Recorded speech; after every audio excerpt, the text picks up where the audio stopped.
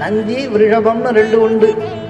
ரிஷபத்துக்கும் நந்திக்கு என்ன வித்தியாசம்னா, நந்திங்கிறவர் சிவபதமே சிவஸ்வரூபத்தில் இருக்கிறவர்.